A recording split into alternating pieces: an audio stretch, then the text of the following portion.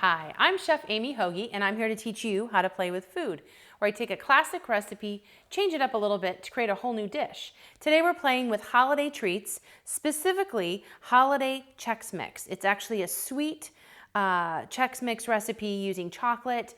And the basic recipe was called like Puppy Chow, Muddy Buddies is what they've called it in the past.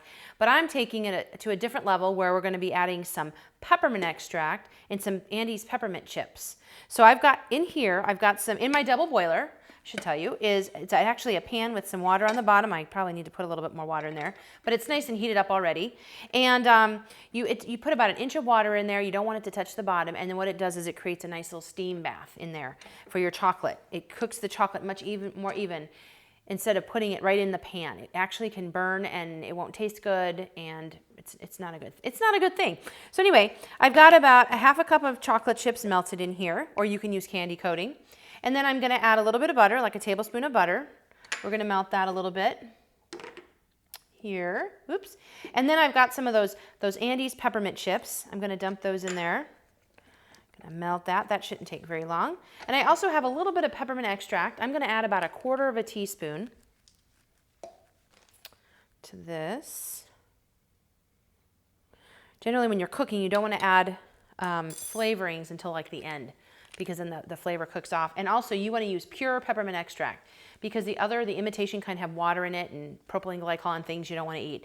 And it messes up your melting chocolate process.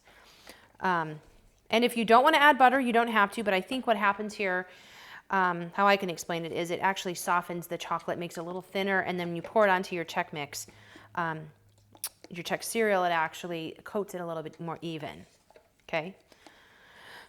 And you can use corn, you can use corn Chex, you can use rice Chex. I was going to use wheat Chex. Those are kind of fun. All right. So we have that going. What I'm going to go ahead and do is drizzle it. Actually, wipe the bottom here. It's always something you want to do with chocolate. You don't want it to, that condensation to get into your chocolate, because it's not good.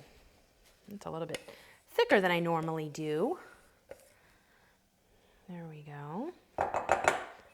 And then what I'm going to do is I'm going to just kind of toss it about here. Okay. You want to give it a nice, even coating. This is probably the messy part.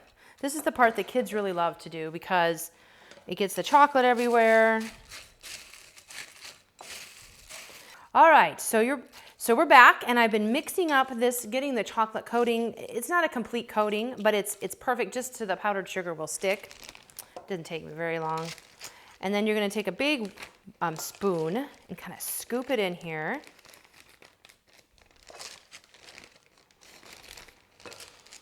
This is going to make about 4 cups, 4 to 5 cups, okay?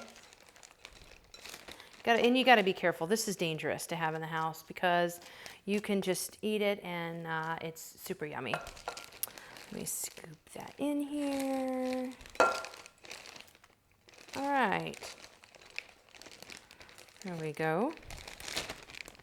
I have about maybe 1/2 cup of powdered sugar, maybe 2/3 of a cup. And then what you do is you want to leave a little air in there, and then you're going to shake it up. This you give to the kids to do.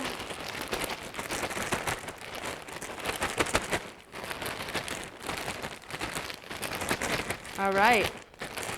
Now I've tried adding sprinkles to make them very festive, and they don't really stick. So you can sprinkle the sprinkles on top, but there you go. And sometimes it's fun to get them all stuck together. So here you have it. Christmas puppy chow with a little peppermint flavor. I'm Chef Amee Hoge. Thanks for joining me. For more information, you can find me on my website at chefamee with 2 e's.com.